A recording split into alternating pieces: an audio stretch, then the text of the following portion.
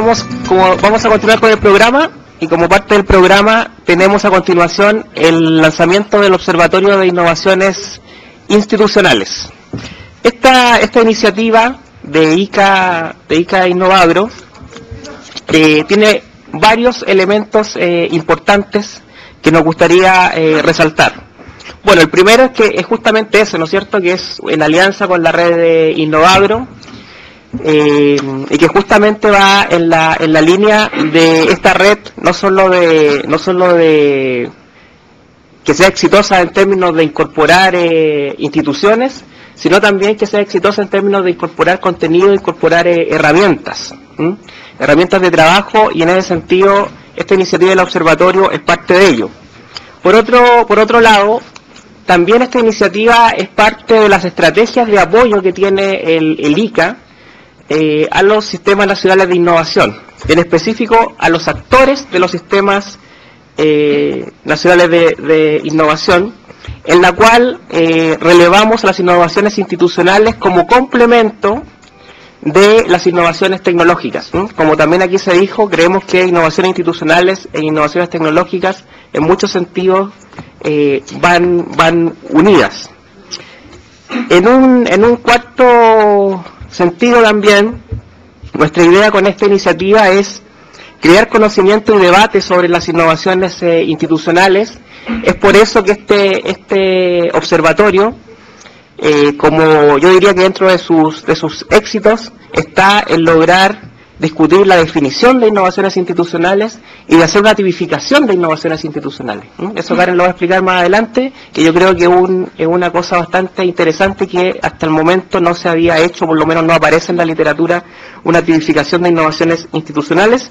Y en último lugar, abre un espacio para la cooperación técnica en innovación en esta área por parte del ICA. Yo diría que eso es lo más relevante de esta iniciativa, y le voy a dar la palabra a Karen, que nos la va a explicar en más detalle.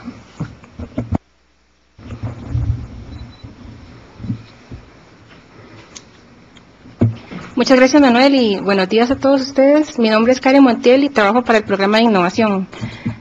Para dar continuidad a la introducción de Manuel, voy a explicar un poco la operatividad del Observatorio de Innovaciones Institucionales. Y me gustaría invitarlos a que piensen en esta iniciativa como una ventana que permite ver el interior de las instituciones, también el exterior, pero principalmente el interior de las instituciones. Y cuando vemos a través de esta ventana, encontramos instituciones que están haciendo relaciones o alianzas con el sector público, el sector privado, con actores nacionales e internacionales que están haciendo investigación agrícola, que están haciendo extensión agrícola, instituciones que están desarrollando nuevos modelos de gestión, instituciones que están desarrollando modelos para mejorar la movilidad y calidad del recurso humano, que generan conocimiento, que generan aprendizaje colectivo, que están utilizando tecnologías de información y comunicación, desarrollan competencias en sus equipos de trabajo y lidian también con el tema de infraestructura institucional. Todas esas variables, las instituciones están haciendo nuevos arreglos, nuevos modelos, y el Observatorio de Innovaciones Institucionales es una iniciativa, una herramienta que nos permite compartir los nuevos modelos, nuevos casos, nuevas experiencias que las instituciones de los sistemas nacionales de innovación agroalimentarios están desarrollando. El objetivo del observatorio, como decía, es identificar, sistematizar y compartir innovaciones institucionales de los diversos actores de los sistemas nacionales de innovación agroalimentarios que puedan ser potencialmente utilizadas por todos aquellos que están desarrollando cambios en las organizaciones.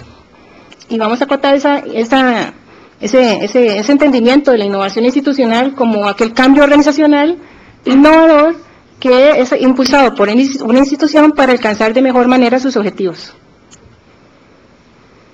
¿Y qué ofrece el Observatorio de Innovaciones Institucionales para todas las instituciones? Bueno, primero que todo, visibiliza las innovaciones institucionales en el ámbito agroalimentario. También les permite a las instituciones conocer lo que se está haciendo en América Latina y el Caribe. Además, permite compartir y analizar puntos críticos que tengan entre ellos. Como decía Manuel, también ofrece un espacio de opinión en torno a las oportunidades y desafíos de esas innovaciones y finalmente genera apoyo para la creación de políticas públicas en el área institucional.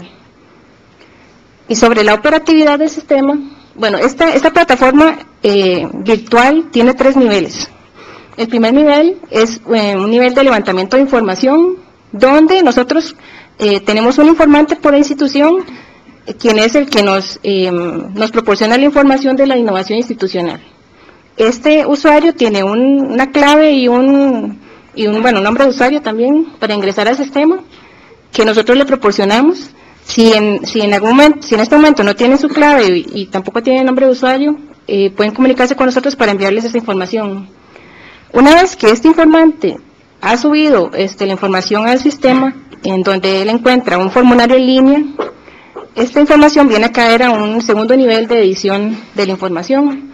Aquí nosotros editamos todo el contenido y nos ponemos en contacto con este informante en caso de que haya algún aspecto que no quede muy claro. Y finalmente, cuando estamos de acuerdo con este informante, la información va a dar al tercer nivel de difusión de la información, que es de libre acceso para todo el público.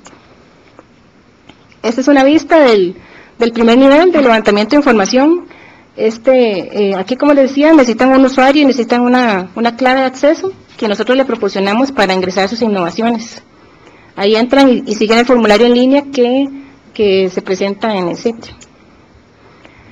Esta otra vista es sobre el sitio público del observatorio. Aquí ustedes pueden encontrar, bueno, como decía, no necesita ninguna clave, ningún nombre de usuario, está en línea ya y está operando. Ustedes pueden encontrar aspectos generales, también, pues la parte más importante está dentro de la pestaña de experiencias, sitios de interés, contactos, y también abrimos un espacio de opiniones para que ustedes la aprovechen. Y en la parte de experiencias, bueno, este es el sitio del Observatorio de Innovaciones Institucionales, que es innovacioninstitucional.ica.int. Ustedes pueden ingresar al observatorio y revisar toda la información que está ahí, especialmente las experiencias que tenemos disponibles. De momento contamos con 41 experiencias de innovación institucional y estamos analizando otras más que tenemos en stock. Y por ejemplo, aquí podemos ver, este listado. Por ejemplo, el caso del INTA de Argentina. Ellos desarrollaron un instituto de prospectiva y políticas públicas, el cual les ha permitido a ellos, por ejemplo, desarrollar capacidades de prospección en su equipo de trabajo, en el INTA, y también les ha permitido articular de una mejor manera con otros actores institucionales y también desarrollar de mejor manera la planificación institucional de ellos. Ellos, ahí en la información o en la exposición del caso, ellos indican que con esta innovación ellos han mejorado su quehacer, también han mejorado su visión de mediano y largo plazo, han mejorado desde luego sus capacidades de prospección y también ahora interactúan de una mejor manera con otras instancias de coordinación política a nivel del Estado. Y también encontramos, por ejemplo, el caso de la Secretaría de Negocios de Embrapa. Esta otra iniciativa, prácticamente lo que busca es desarrollar una cultura de negocios en Embrapa, por medio de la coordinación de estrategias de negocios y también la gestión de la propiedad intelectual de todo lo que se está realizando en Embrapa. Ellos también decían, nos indican en esta innovación que ellos han permitido reorientar de mejor manera sus procesos de innovación, investigación y desarrollo, y también han desarrollado una mejor actitud de todos los directivos y los investigadores con respecto a la cultura de negocios que ellos querían implantar en su institución.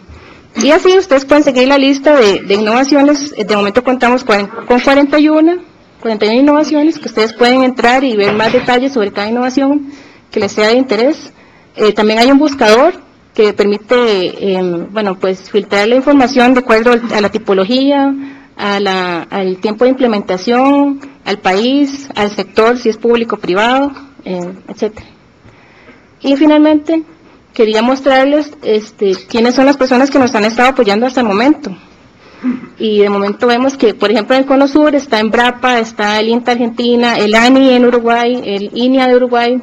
En Chile tenemos al FIA, al INIA, a la Universidad Católica, a la Universidad de Chile, a la Universidad de Santiago de Chile también, en Perú, al CONCITEC, en Bolivia, bueno, de momento no tenemos reportado, pero ya estamos en proceso con ellos, con el IDIAF.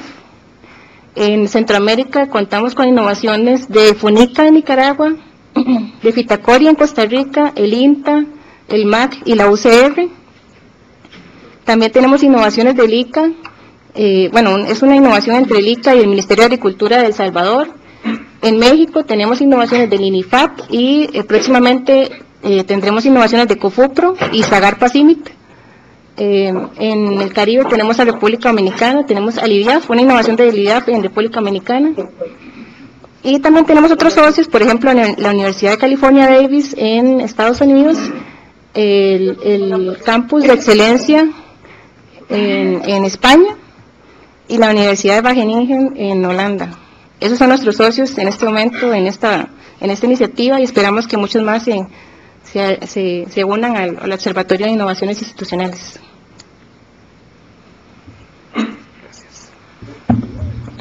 Gracias, Karen. Y para finalizar, algunas perspectivas futuras que tenemos con esta iniciativa.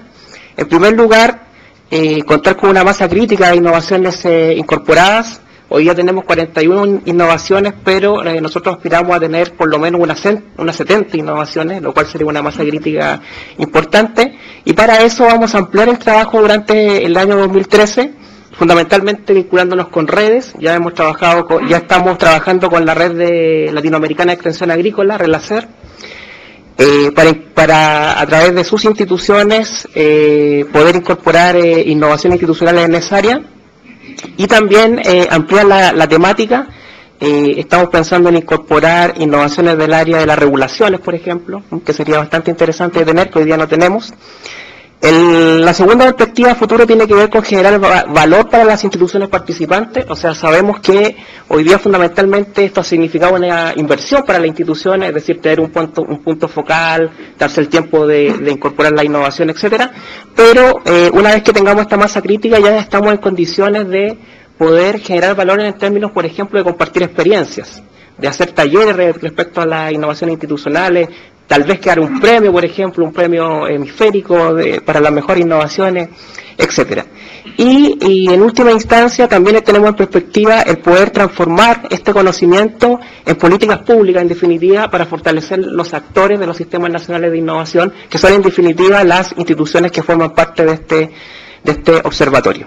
Así que eso es básicamente lo que es el observatorio, y los invitamos especialmente a todas las instituciones que sabemos que aquí hay algunas presentes y que no están en esta iniciativa, los invitamos a formar parte de ella de la forma como Karen lo explicó hace un momento. Así que muchas gracias.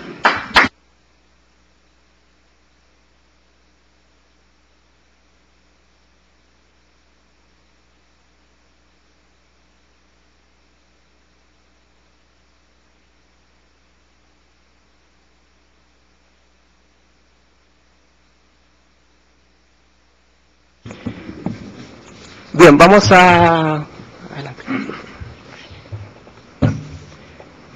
continuar con el programa. Ahora nos corresponde la parte final, que es la mesa redonda, donde vamos a escuchar al consultor Ramiro Sangüesa, quien se encuentra en la oficina de ICA Chile, y él nos va a hacer la presentación respecto al estudio que encargamos en relación a una sistematización de estos nuevos modelos de investigación basados fundamentalmente en alianzas público-privadas y de privados. Luego de la presentación vamos a pasar a los comentarios. Para eso vamos a tener al director ejecutivo del INTA Costa Rica, a quien invito desde ya a pasar a la testera. Y vamos a tener también a nuestro director de cooperación técnica, señor James French.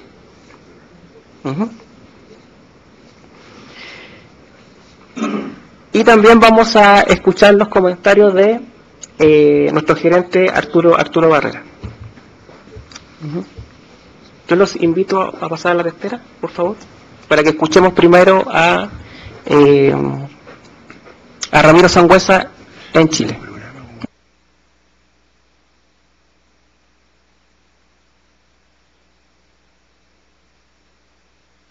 Ramiro, adelante.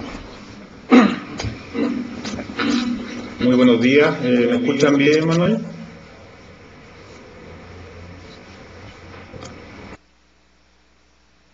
Sí, escuchamos perfecto, Ramiro, adelante.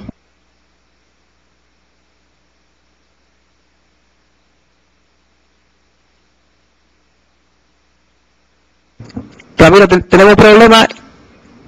Ramiro, tenemos problemas, no te estamos escuchando en este minuto. Danos unos segundos, por favor.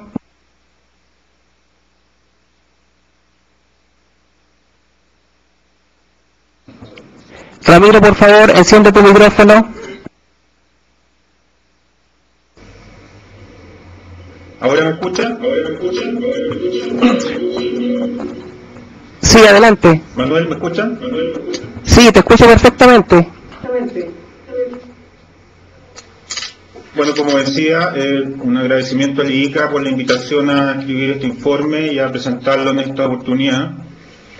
El objetivo que tuvimos de escribirlo y de analizar cierta información es promover una discusión en torno a modelos, unos más innovadores que otros, unos con más trayectoria que otros, sobre alianzas público-privadas y alianzas privadas para trabajar en investigación y desarrollo en el sector agrícola y también para trabajar en transferencia tecnológica. La idea es analizar si encontramos algunos factores de éxito que pueden tener estos modelos de alianza y eventualmente poder ver cuáles de los modelos ofrecen mejores perspectivas para conseguir buenos resultados en el trabajo. Como nota y aclaración, está basado el trabajo solamente en información secundaria, lo que ofrece ciertas limitaciones, especialmente para acceder a la información de los centros privados. Y sin embargo, afortunadamente, en los centros que tienen alguna participación pública, hay ya algunos documentos de evaluación del resultado de ese trabajo y ahí hay más información disponible para todos. En principio quisiera comentarles muy rápidamente algunas definiciones que creo que independientemente de este trabajo o de otros trabajos deberíamos estar siempre pensando en cómo aclarar más ciertos términos, cómo ponernos de acuerdo en qué significa cada uno de ellos cuando dialogamos respecto de temas de innovación y otros. No me quiero detener mucho, pero en general el término muy simple, innovación, después de todo un largo debate, incluía definiciones de la OECD y otras instituciones multilaterales, es en simple generar conocimiento y transformar ese conocimiento en resultados económicos, fundamentalmente. Transferencia tecnológica, actividades que generalmente transfieren un conocimiento en particular, son muy específicas y acotadas en el tiempo. Asistencia técnica un poco más amplio, tiene un horizonte también acotado y es acompañar o asesorar a los usuarios o clientes en incorporar prácticas o conseguir ciertos resultados a partir de esa incorporación. Extensionismo me interesaba mencionarlo porque es difícil de diferenciar de asistencia técnica en general, pero la diferencia para mí radica en que son es una idea de trabajo más continuo, en una dinámica de encontrar brechas tecnológicas o productivas y cerrarlas y al mismo tiempo estar encontrando nuevas brechas en un trabajo que debiera tener largo aliento. Luego en cadena de valor, rubro y clúster también, por lo menos en algunos países como Chile, por su estructura geográfica, ha costado encontrar las diferencias, se confunde mucho cadena con clúster. El clúster incorpora un concepto territorial generalmente, y entonces en un país tan largo donde los sectores productivos tienen expresión en tantos lugares distantes, cuesta encontrar esa definición territorial y se confunde entonces con cadena nacional de producción o con rubro. Podría incluir un par más. A veces se usa industria en el sector agropecuario para referirse a la empresa procesadora, y en otras áreas del análisis económico se usa como para definir el conjunto más amplio de actores que trabajan en la producción de un cierto tipo de bienes o de servicios. También quizás podríamos conversar en otro momento de la diferencia entre valor agregado y mayor procesamiento. Muchas veces la política pública usa el término genérico queremos dar más valor agregado y se confunde con dar más procesamiento. Lo mismo que se confunde encadenamiento con integración vertical muchas veces. Entonces, no es el tema ahora, yo quiero pasar rápido por esto, pero quizás es bueno tener en mente que aclarar conceptos y términos nos permitiría una mejor conversación en este ámbito multilateral, y estas organizaciones como la que ustedes representan, que trabaja con diversos países. Un poco más ya entrando al tema, también me parece importante definir en términos simples qué vamos a entender por una alianza privada y por una alianza público-privada. Es más difícil entender la público-privada porque si uno no hace algunas acotaciones, la verdad es que la diversidad de trabajo en que interactúa el sector público con el sector privado es enorme. Pero cuando tenemos la pretensión bien alta de encontrar modelos, necesitamos acotar un poco, y a mí se me ocurre al menos 3 criterios que podrían ayudar a seleccionar, a mirar con más foco aquellas iniciativas que pueden entenderse como un modelo. Por ejemplo, yo pienso que para que se considere que la alianza realmente con el sector público, la institución pública que esté participando en la iniciativa debe formar parte de la estructura jurídica, si es que se forma una estructura jurídica, como el caso de los consorcios tecnológicos, o que al menos haya explícitamente un programa de realización de actividades muy claro y con un horizonte de tiempo de varios años. Iniciativas de corto plazo no podría entenderse como un modelo a seguir porque puede tener mucha diversidad de formas y de objetivos. Pero cuando a veces sin formalizar hay un plan de trabajo de varios años, bueno, uno entiende que hay ahí una alianza muy estrecha donde el sector público tiene interés de participar. Y un tercer criterio sería que la institución pública que participe en la iniciativa, bueno, tenga también un rol relevante en la conducción de la iniciativa, no solo en el aporte de cofinanciamiento, sino que tenga parte en la gestión o en la dirección estratégica.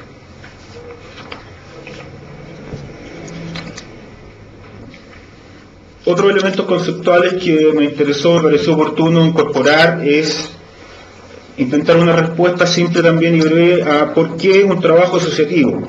El tema de la asociatividad o de actuar en alianza, todos los que hemos trabajado en el sector agropecuario sabemos que es muy recurrente, puesto como solución para una infinidad de problemáticas y de hace mucho tiempo como parte de la discusión permanente. Y uno de los elementos más repetidos también en su justificación es que asociativamente se podría abordar las típicas fallas de mercado, que generalmente están relacionadas a cómo capturar externalidades y apropiarse de los beneficios de esas externalidades para poder tener el incentivo suficiente como para realizar toda la innovación que es deseable por la sociedad. Asociativamente es muy probable que se pueda capturar mucho más de esas externalidades como grupo y también mucho más de lo que se llama spillover, o decir, el derrame de conocimiento en comparación de si trabaja iniciativas individualmente. También la idea de trabajar en un esquema de sistema o de trabajo integrado tendría ciertas ventajas sobre lo individual o el trabajo aislado. Está el concepto detrás entonces de los sistemas nacionales, muchas veces de innovación, ¿no? Como la cooperación entre un montón de instituciones y participantes nos lleva a un resultado superior. Y en tercer lugar, bueno, cuando simplemente se acepta que por escala de operaciones, por representatividad de la cadena, por ejemplo, de valor, o por financiamiento. Bueno, no se puede hacer iniciativas individualmente, sino que se requiere hacer una acción más colectiva, más cooperativa, donde las capacidades de innovación de los participantes puedan ser puestas al servicio del resultado conjunto. En este sentido, las alianzas privadas y las públicas privadas son desde luego muy útiles, pueden entregar una solución a esta problemática que mencionamos, especialmente en la medida que los costos y beneficios de la innovación, los resultados del trabajo de investigación, transferencia, difusión, puede ser compartido por la mayoría de los participantes, y que la generación de estos desbordes de conocimiento, esta difusión importante, sea alta y supere a lo que podríamos llamar la competencia entre los participantes. Los participantes en un ámbito probablemente fuera de la alianza puedan tener más bien circunstancias de competencia. En la medida que los beneficios del acceso al conocimiento compensen o estén equilibrados de cierta manera con los elementos de competencia que estas instituciones tengan, bueno, esto va a tener buenos resultados. Revisando alguna literatura, especialmente enfocada en análisis de lo que ocurre en Latinoamérica, y de una manera reducida, algunos autores muestran algunos elementos que consideran que ayudan a tener alianzas exitosas, tanto privadas como público-privadas, y que aquí resumí en estos puntos. Uno de los elementos que más se menciona es que una alianza necesita incorporar a los actores relevantes del ámbito en que quiere tener impacto, generalmente en el sector agrícola, en el ámbito de las cadenas de valor, y para que los asociados relevantes estén interesados, bueno, también tienen que tener entre ellos cierta compatibilidad de incentivos a participar. Es decir, hay que tratar de encontrar roles, objetivos comunes para todos ellos, que no es algo fácil de hacer, y que se ofrezca una participación con responsabilidades muy claras y muy bien definidas ex ante. También se habla de contar con un líder visionario. En general, siempre que hablamos de trabajo asociativo, no solo en el ámbito de investigación y desarrollo, de innovación, contar con un líder es requisito para hacer iniciativas cooperativas. No encontré un análisis o una consideración a qué ocurre cuando aparece en la iniciativa más de un líder. Eso probablemente puede tener resultados un poco ambiguos, es decir, más de un líder fuerte puede generar división o puede, si se complementan bien, potenciar el trabajo de ambos. Pero si no se cuenta con líderes es muy difícil sacar adelante la iniciativa y mover al conjunto de los interesados. Tiene que haber un compromiso claro a aportar por parte de todos los participantes, tanto para la investigación que se pretende desarrollar como para la gestión. Es decir, hay que hacer un esfuerzo de cooperación, de administración de la alianza, de gestión de la actividad, y eso necesita financiamiento. Junto con eso, un diseño adecuado de mecanismos institucionales, podríamos decir, o de cómo manejar la organización, especialmente en este caso para el intercambio de conocimiento, que es el resultado final generalmente de todas las iniciativas de investigación y desarrollo, generar conocimiento, cómo intercambiarlo finalmente y cómo resolver los conflictos que esto pueda generar, y que el funcionamiento en general de la iniciativa pueda ir mostrando en el desarrollo del tiempo, aparece como muy importante en el resultado. Construir un conjunto de indicadores, sobre todo referido a un punto de comparación, y un protocolo también explícito, conocido, de cómo se va a construir ese tipo de indicadores y cómo se van a medir. Es muy importante. Uno podría decir que en el extremo lo que no se mide no se puede realizar, o cuando realizamos algo que es difícil de medir y queda solo a la evaluación subjetiva de los participantes, puede haber mucha divergencia en términos de si los resultados son satisfactorios o no. Tener un punto de comparación, indicadores claros y cómo se van a medir, ayuda en ese sentido. Hacer un análisis ex ante y ex post del impacto de los proyectos y el impacto en particular en el grupo que se dijo o se pensó que iba a recibir ese impacto. ¿Por qué ex ante? Bueno, generalmente nos encontramos con muchas dificultades para evaluar impacto cuando no se construyen a tiempo, por ejemplo, líneas base. Posteriormente hay que hacer análisis contrafactuales que ya generan algunos supuestos y que no ofrecen toda la objetividad que puede tener el hecho de construir a tiempo un estado de la situación inicial como línea base y después entonces generar los impactos que las iniciativas van teniendo. Considerar un horizonte de tiempo suficiente es quizá una de las enseñanzas más importantes que ha ido afortunadamente siendo aceptada por las personas encargadas de generar política pública en nuestros países.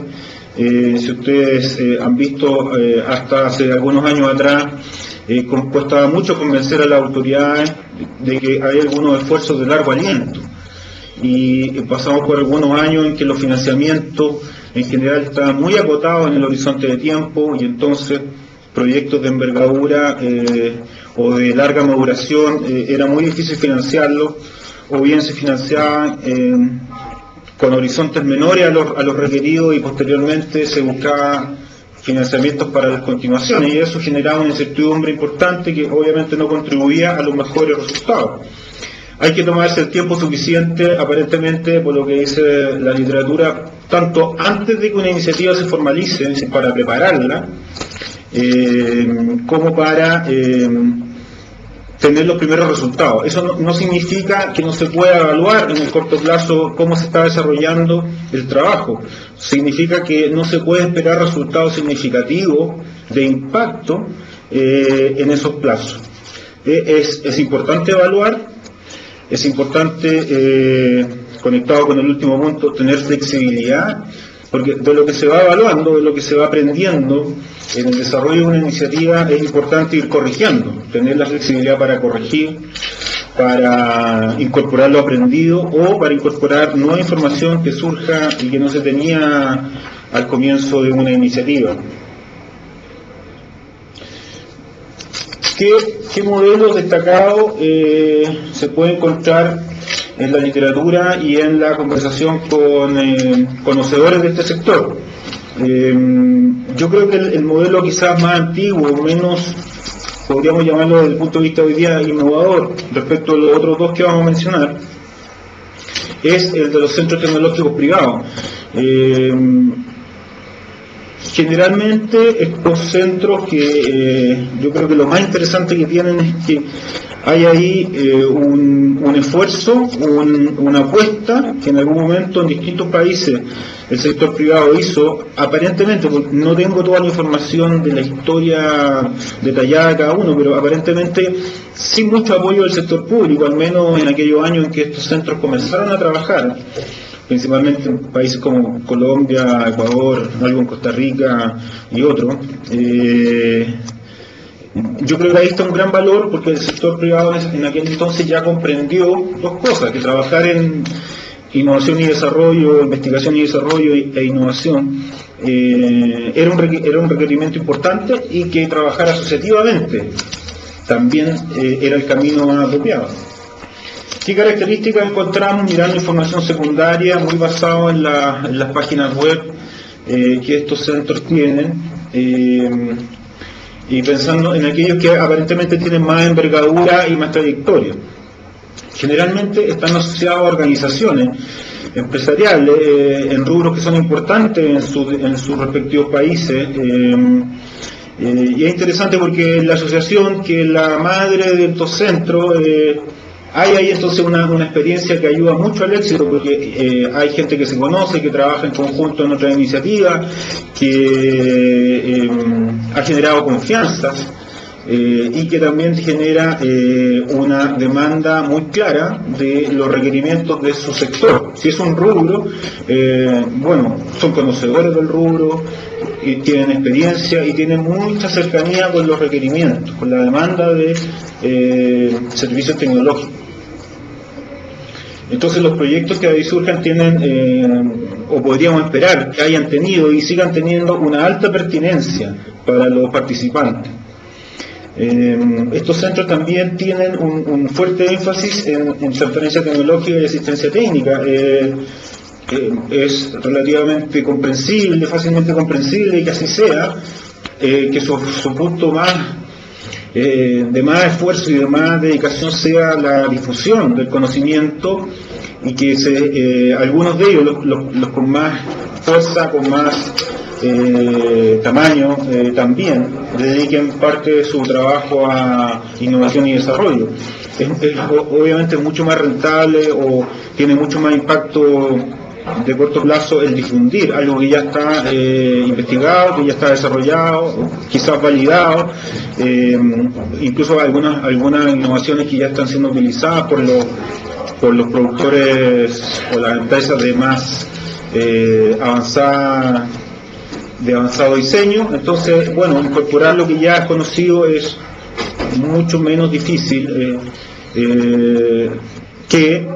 y mucho menos riesgoso en términos de sus resultados, que comenzar a crear nuevo conocimiento o incluso validar conocimiento que se ha creado en otros lugares. Algunos de estos centros tienen sus propias estaciones experimentales, tienen laboratorios, otros en general contratan servicios de de investigación y desarrollo a instituciones especializadas, lo que hace también un uso muy eficiente de las capacidades de cada uno, y aprovecha infraestructura que ya fue creada en alguna otra institución. Y hace también un fuerte aporte a la cercanía que todo en general los modelos y toda la política que promueve la investigación y desarrollo está teniendo, que es generar la cercanía entre el mundo de la empresa y el mundo de los investigadores.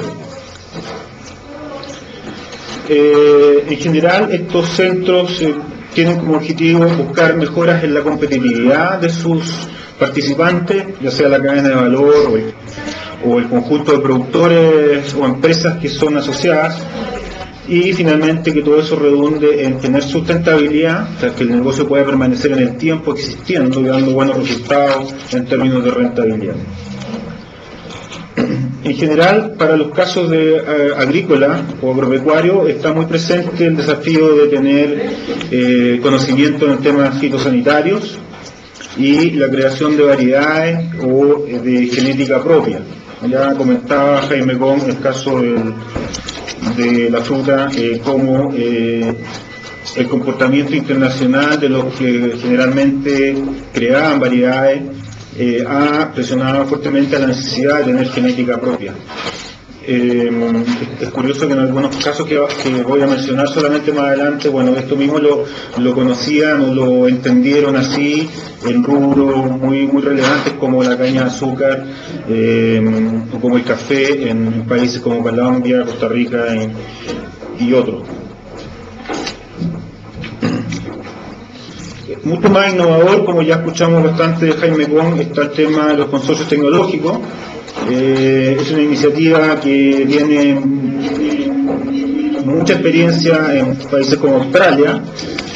Chile, como decía Jaime, lo incorporó en su política pública hace unos 6 años atrás, después de una discusión muy larga, después de un trabajo en distintos grupos para formar consorcios que no tardó menos de un par de años en dar los primeros frutos, es decir, de que se constituyeran algunos grupos.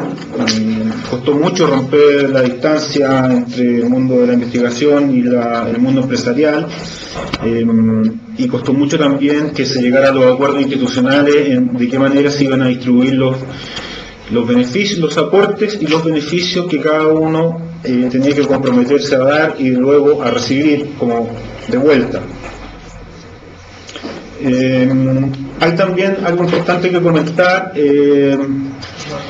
Los consorcios nacieron conceptualmente con ciertas características, o la idea de política pública buscaba generar ciertas diferenciaciones respecto de otras agrupaciones para hacer I+D, que en la práctica finalmente no en todos los casos han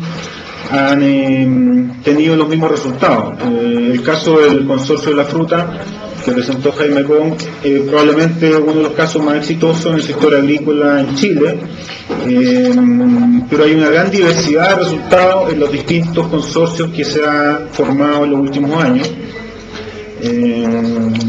Una correlación simple podría hablar de que el nivel de sofisticación de los participantes, es decir, cuando las empresas son formadas por profesionales con alta formación, cuando las escalas de operación, como en el caso de la fruta, son muy grandes, cuando el nivel de conexión con el sector, con el mundo, con el mercado internacional es muy importante para el desarrollo del rubro, los consorcios han tenido mejores resultados.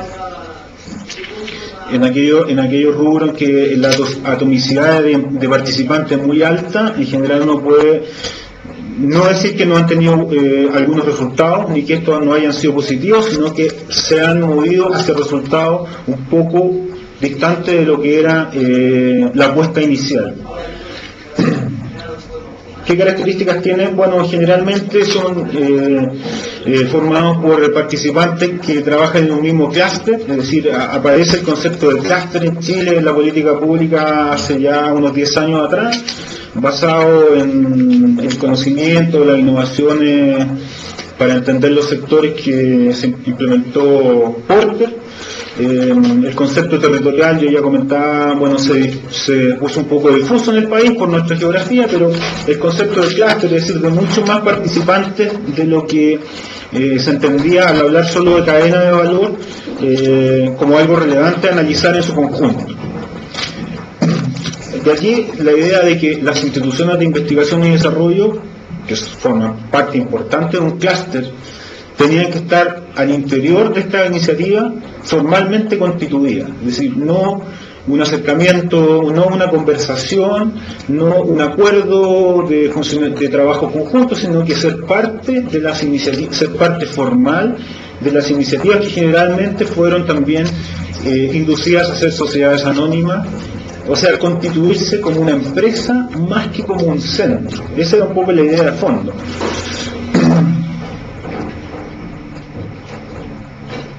Y uno de los elementos de los que más se hablaba era esta idea de que una de las formas de incentivar la generación de conocimiento es la de ayudar a que ese conocimiento sea apropiable, es decir, la idea de patentamiento y la idea de que a partir de ese patentamiento pudieran surgir negocios tecnológicos, ya sea como un spin-off, o sea, como empresas que surgían a partir de esta matriz del consorcio tecnológico, o bien directamente del consorcio entregado primeramente a sus socios y después posteriormente a cualquier usuario o consumidor de este servicio o de este desarrollo tecnológico.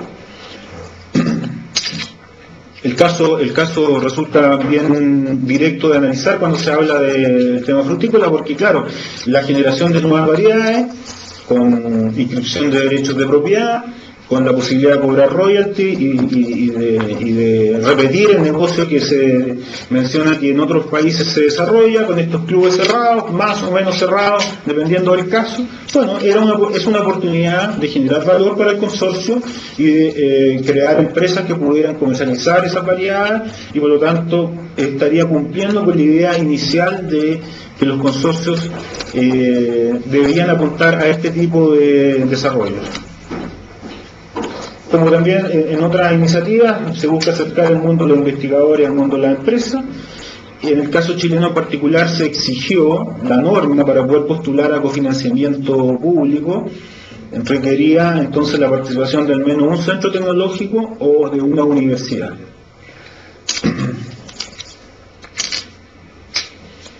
En general, los consorcios del sector agrícola, en sus definiciones conceptuales, apuntaron entonces a esto: cerrar brechas tecnológicas, desarrollar material genético propio, tecnología innovadora, y en general mejorar competitividad, pero a partir de esos elementos.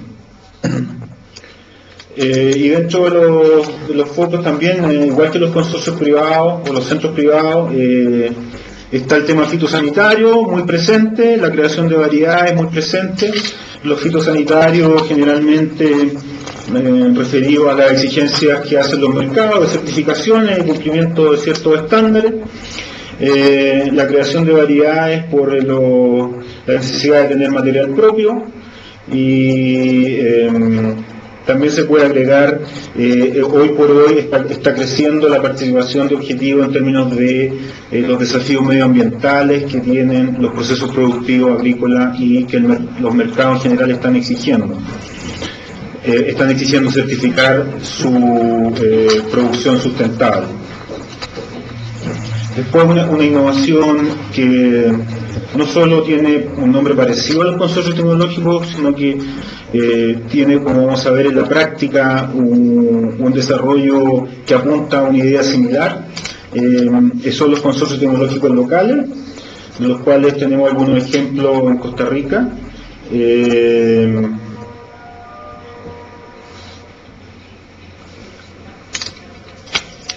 Que son básicamente núcleos de gestión de conocimientos. Es muy interesante porque,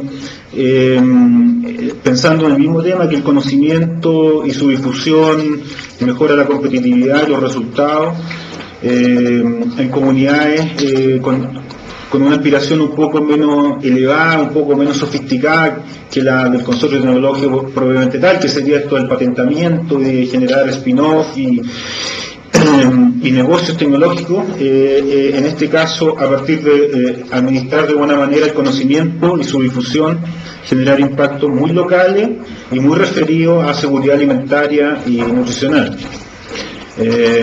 También una diferencia importante es a qué grupo está dirigido a impactar en la agricultura familiar, la que tiene generalmente menos acceso a mercados dinámicos o incluso mercados formales. Es un desafío mayor, que en el fondo sería acercar los mismos elementos que se está pensando para enfrentar el mercado mundial cuando un país es portador de un rubro, para impactar en seguridad alimentaria y en el ámbito local.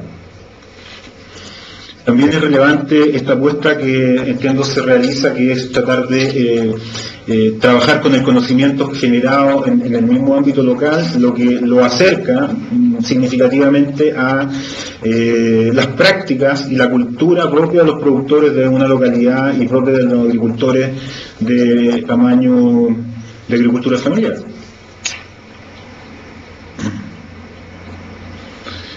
Los objetivos generalmente están en hacer mejoramiento tecnológico en las cadenas de valor, muy referido a implementar buenas prácticas, ampliamente conocidas por productores de mayor tamaño, y con eso entonces incorporar a este grupo de productores a un ambiente de mejor eficiencia, de mejores resultados productivos y económicos. También acercar a los investigadores parte de este trabajo, acercarlos aquí, bueno, a las problemáticas propias de producciones de menor escala. No siempre los investigadores están cerca de estos temas, y este es un ejercicio que apuesta también a generar esa cercanía. Diseminar el conocimiento entonces entre muchos participantes, porque acá es sinónimo agricultura familiar de mucha atomicidad de productores, y por lo tanto la difusión es un desafío importante, no fácil en este caso, porque los costos de atención de productores de pequeña escala en términos de la escala de producción, bueno, se hacen mayores, y entonces es un desafío también ser muy eficiente en ese trabajo. Para mencionarla, porque aparecen en la literatura destacada, sobre todo en el primer caso, las alianzas de corte transversal con organización territorial. El gran caso que se menciona es el caso de las fundaciones Produce en México, que evidentemente es una institución o es una alianza público-privada que tiene un objeto distinto al de desarrollar directamente investigación y desarrollo, sino que más bien tiene el objetivo de descentralizar decisiones en el ámbito de la innovación en un país tan grande como México y llevar estas decisiones a nivel de los estados, pero también la incorporación del sector privado como una apuesta importante en el ámbito de las decisiones de política pública y las decisiones de asignación de fondos para investigación y desarrollo. Es una apuesta de las más relevantes probablemente que se haya hecho en nuestros países en los últimos años. Es consistente obviamente con el tamaño del país, con la diversidad de sus territorios y de su sector productivo agropecuario.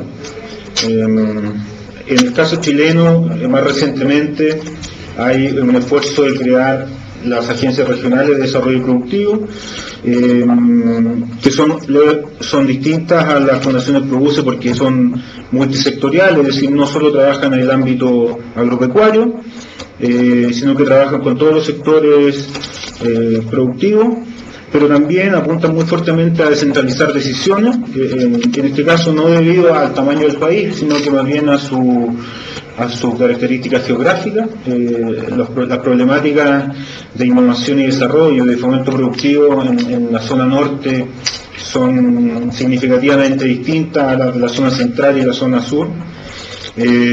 Por lo tanto, de ahí surge esta necesidad de trasladar decisiones a donde puedan tomarse elementos más cercanos y ser más pertinentes en las decisiones. Uno de los riesgos que se comenta a la hora de esta decidida incorporación del sector privado a decisiones de asignación de fondos y de prioridades es cómo evitar la captura por parte del sector privado de la política pública y cómo evitar un sesgo político muy fuerte en las decisiones. Bueno, los ejercicios de transparencia, de difusión de la información, de medición de impacto y de seguimiento de los ejercicios presupuestarios, la buena selección de los representantes del sector privado, en el sentido que sean representantes que tengan trayectoria y representatividad a su vez dentro de sus sectores, ayuda a minimizar estos posibles efectos negativos. Entonces, más que a manera de conclusiones, resumiendo, aunque hay algunas conclusiones sugeridas, podemos decir lo siguiente: en la literatura y en la experiencia se encuentran al menos 3 modelos de trabajo, de alianzas privadas y de alianzas público-privadas.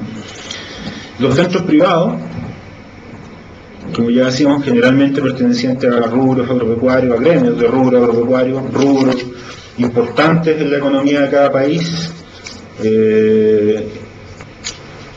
y en términos de las alianzas público-privadas están los consorcios tecnológicos y los consorcios tecnológicos locales.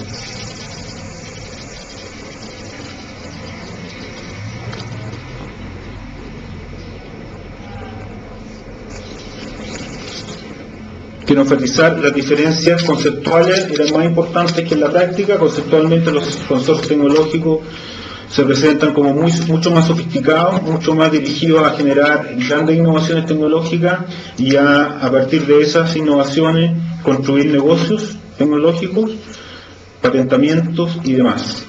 Y los consorcios tecnológicos locales mucho más comprometidos con competitividades del sector productivo, de incorporación de buenas prácticas productivas, certificaciones requeridas por los mercados y difusión del conocimiento ya adquirido.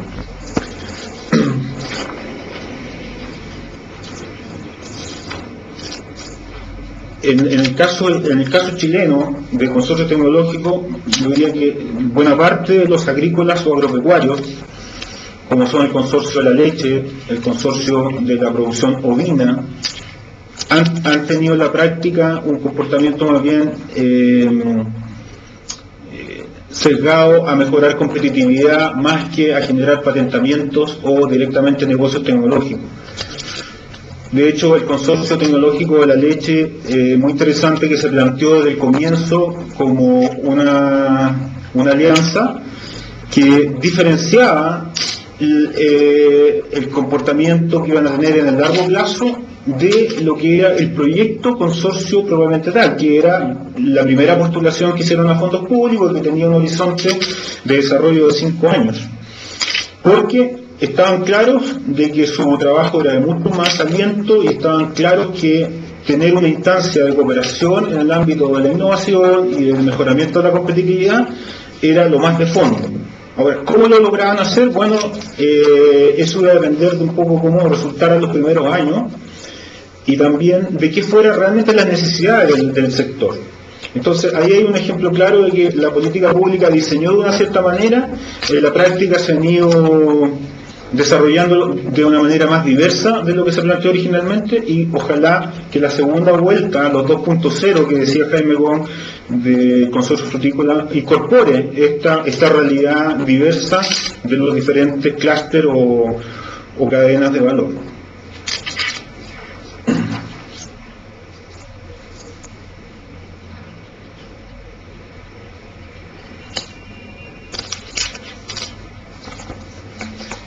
Respecto de las características o de las variables de éxito, lo que se percibe es que se puede decir que independientemente del modelo que se elija y que sea más apropiado o considerado más apropiado por los participantes, hay muchas de las variables o los elementos que generan éxito que están presentes o que son necesarios de cumplir en todos los modelos.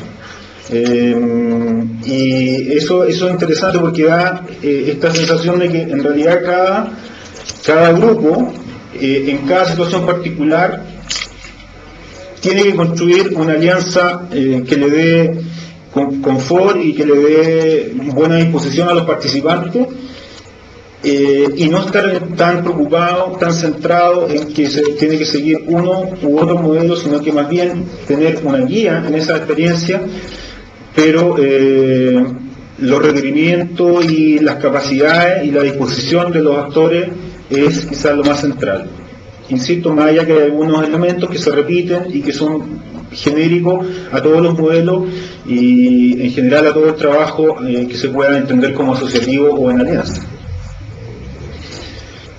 Algunos modelos pueden resolver de mejor manera unos elementos versus otros. Por ejemplo, un centro privado es muy esperable que ofrezca la posibilidad de encontrar objetivos comunes de una manera más fácil que cuando a su vez participa una institución pública. Las instituciones públicas, responden a un nivel de análisis un poco distinto, por lo tanto, al participar en una institución pública, el esfuerzo de alineamiento de incentivos y de objetivos comunes debe costar un poco más.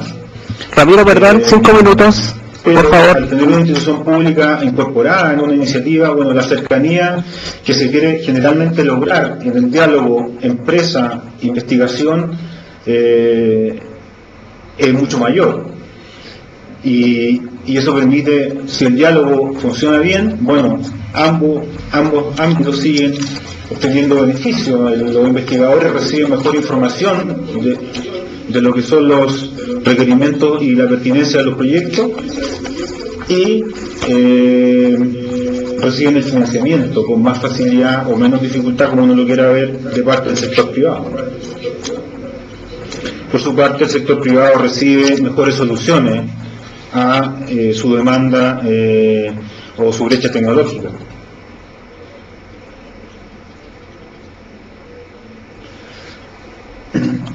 No quiero repetir todos los elementos que ya vimos que dan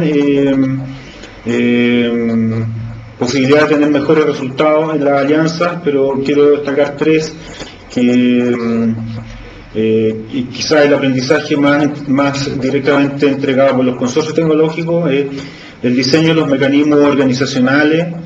Es muy crítico porque define la manera en que van a interactuar los participantes, cómo van a encontrar el camino común y cómo van a distribuir sus beneficios.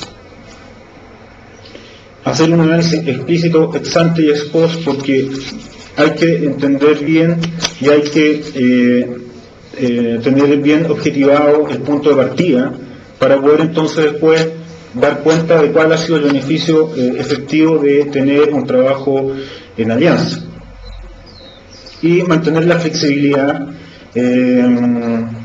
para ir tomando las decisiones de redefinición tanto de diseño como de organización, como de foco, como de participantes, todo lo que sea necesario para mejorar el desarrollo de una iniciativa. Es importante tener flexibilidad. Algunos autores también transmiten esta flexibilidad como requisito a las autoridades que toman decisiones de política pública.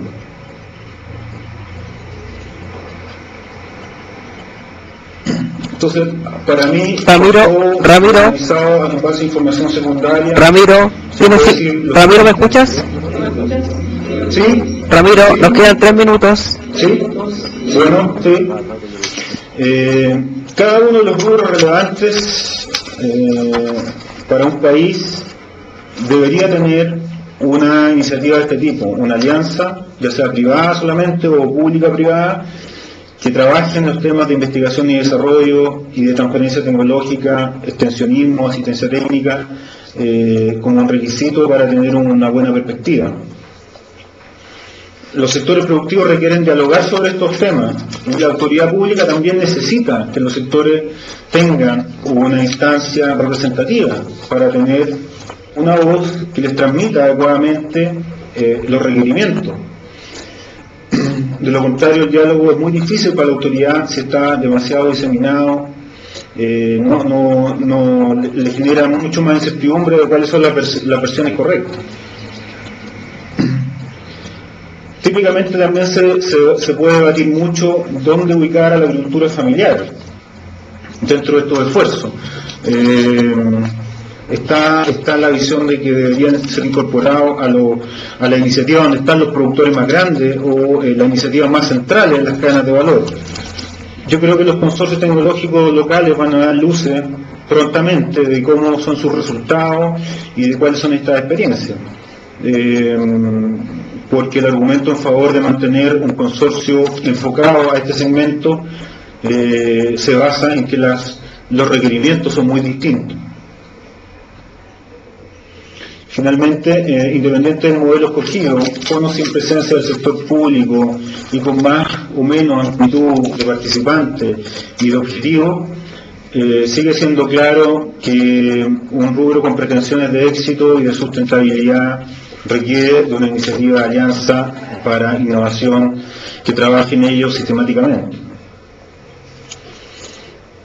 ¿Cómo hacerlo? Bueno, dependerá de cada caso y los modelos que podemos encontrar o este cúmulo de iniciativas similares pueden arrojar luces de cómo hacerlo mejor o cuál puede adaptarse mejor a lo que necesita un rubro en particular en un determinado país. Pero está claro, el conocimiento y su difusión nos hará grande en la agricultura y en muchos más ámbitos de nuestros países. Muchas gracias, eso por mi parte. Muchas gracias Ramiro. Vamos a ir ahora a los comentarios de nuestros panelistas. En primer lugar, el José Rafael Corrales, director nacional del INTA de Costa Rica. Muchas gracias, Manuel. En primer lugar, quiero agradecer la invitación del IICA, especialmente en el programa de innovación, para participar en este foro, que creo que ha sido muy interesante. En segundo lugar, quiero saludar a nuestros amigos que están participando en el curso alrededor del SICTA. Bienvenidos a Costa Rica. Y bueno, los amigos y compañeros del sector agropecuario y del sector en general de Costa Rica. Creo que el doctor Sangüesa ha dado elementos bastante claros sobre cómo trabajar la parte de arreglos institucionales alrededor de las actividades productivas del sector agropecuario. Nos ha dado, digamos, una serie de líneas partiendo desde los elementos conceptuales que él empezó a hablar, donde desde luego hay conceptos de estos diferentes en cada uno de nuestros países, y donde él dice, bueno, hay que empezar a aclararnos qué es un clúster, qué es una cadena productiva, la diferencia entre rubro y actividad, eso que inclusive en nuestros propios países, por ejemplo en Costa Rica, hay veces esta terminología no estamos todavía muy claros en manejarlas. Creo que esto es un tema importante. Definió muy bien lo que es la interacción público-privada, cómo hacerlo. Plantea que las iniciativas no deben de ser de corto plazo, sino tienen que ser de mediano, largo plazo. Institucionalizarlas, es decir, legalizarlas, institucionalizarlas. Un factor dice que es importante, es el factor que jala la carreta, y eso estamos claros, que es el precio, es el mercado, y que la innovación, la tecnología tiene que estar o partir de ello. La cooperación, la alianza público-privada tiene que fortalecerse haciendo la incorporación de todos los actores principales, los principales actores que están en esas cadenas productivas, y nos dice que tiene que ser con un compromiso claro, con motivación, con objetivos, definir resultados, definir indicadores, y que para eso se debe de tener un análisis ex ante y un análisis ex post. Sobre todo cuando habla de análisis ex ante, nos habla de que debemos de tener una línea base para poder valorar posteriormente si hemos o no avanzado. Considerar un horizonte, le llamó tener un horizonte, tener un largo aliento, es decir, tener claro que los resultados de este tipo de innovación institucional no es a corto plazo, no son resultados que se logran inmediatamente. Y posteriormente destacó los diferentes centros tecnológicos o muchas de las cosas que se han desarrollado en América Latina y en el Caribe. Y también nos dice que para hacer todo esto debemos de evitar que haya sesgo político en las decisiones que se tomen en forma conjunta. Creo yo que el doctor Sangüesa anduvo y hizo un muy buen análisis en su trabajo de lograr hacer un análisis a nivel latinoamericano de las diferentes experiencias. Él hace un estudio de las experiencias de arreglos institucionales innovadores en América Latina y el Caribe, y creo que esos son en general lo que él plantea como temas a tomar en consideración. Yo sí creo personalmente que cada uno de nuestros países, y como decimos en mi pueblo, cada uno tiene su forma de matar las pulgas, y en cada uno de nuestros países debemos de tratar de hacerlo. Cada uno tenemos nuestras características, las actividades productivas son diferentes, aunque estemos hablando de leche aquí en Costa Rica y de leche en Guatemala, por ejemplo, estamos hablando de una actividad que está caracterizada un poco diferente. ¿Por qué? Por su nivel tecnológico, por las características de los productores, las áreas, el desarrollo, etcétera. Yo creo que tenemos que cada uno de nuestros países, de acuerdo a sus características, debe de hacer el mejor esfuerzo para ordenarnos. Desde luego que aquí hay principios, que eran los que decía el doctor Sangüesa. ¿Y cuáles son los principios? Debemos de unir esfuerzos, aunar los recursos entre el sector público y privado para lograr esos objetivos que nos planteamos, que bien lo decía él, tienen que estar totalmente definidos. Por otra parte, no hay que equivocarse, mucha gente cree que la tecnología es la solución de todo, y realmente la tecnología es parte de la solución, Cuando hacemos un análisis en cadena de una actividad productiva, la parte tecnológica es importante, pero no es el todo, es parte de la solución. Generalmente la problemática más grande va a andar ahí por el mercado, la comercialización, el valor agregado, etcétera, etcétera, la organización de los productores, y ahí es donde empezamos a tener problemas. Lo otro que hay que tomar en cuenta es que cuando hablamos de investigación e innovación agrícola, generalmente, especialmente los políticos que no están involucrados en el sector, no toman en cuenta la importancia que tiene esto.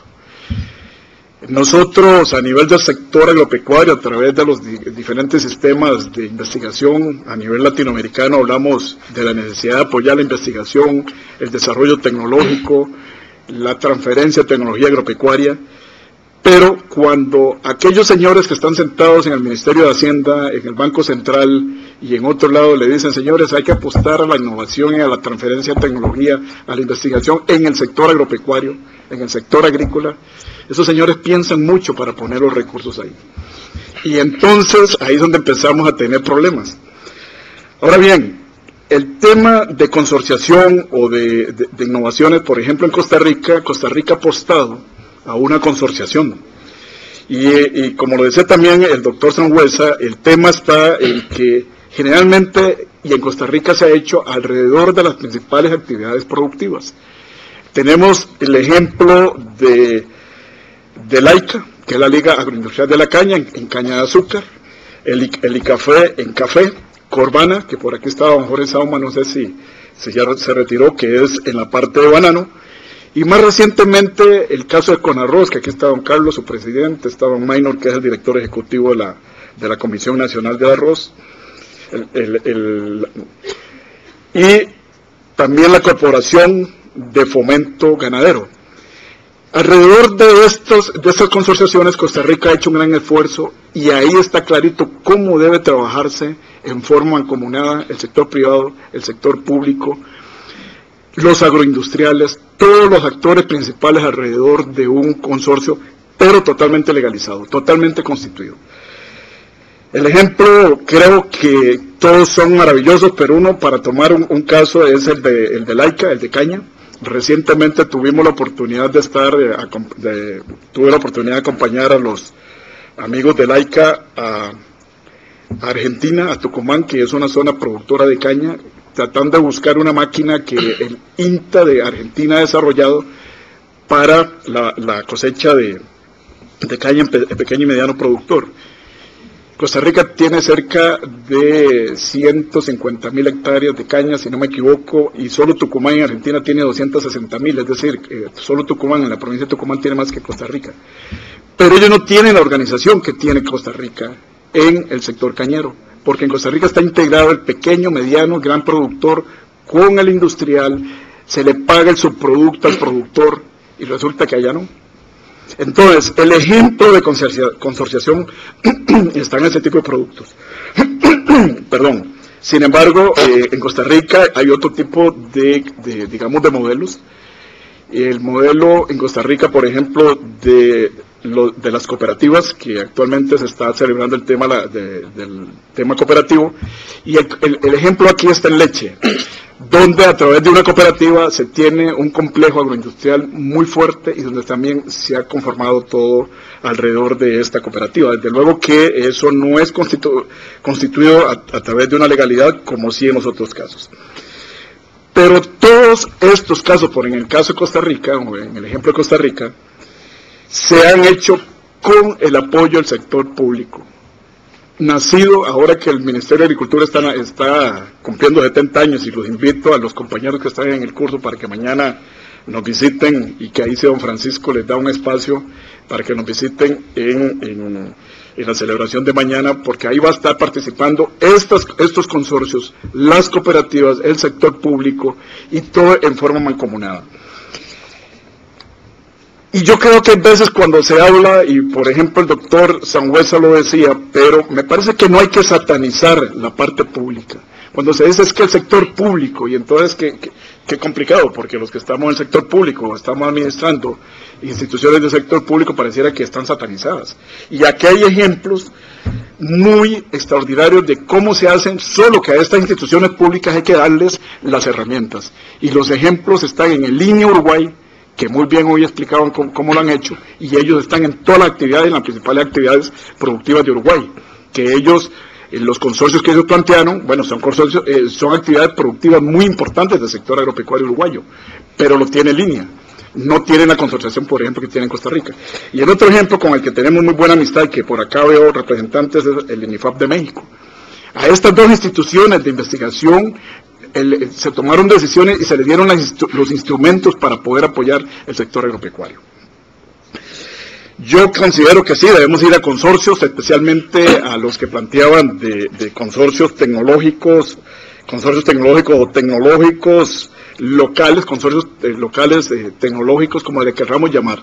Nosotros en el INTA Costa Rica hacemos un esfuerzo por tener estos consorcios y especialmente creemos mucho en los núcleos de conocimiento. Creo que por ahí es donde tenemos que ir, especialmente tomando en consideración al pequeño y mediano productor y especialmente aquellas actividades productivas donde el nivel de organización es menor y donde tenemos que ir a ver cómo el productor, preparar al productor para que adopte la tecnología. Hay veces decimos que una tecnología no sirvió o que un paquete tecnológico no sirvió, pero resulta que no fue que el paquete tecnológico no sirvió, sino que resulta que el productor no estaba preparado para recibirlo, no estaba en la mejor posición para poderlo hacer, por diferentes razones, y que yo creo que todos los que estamos aquí en el sector lo sabemos.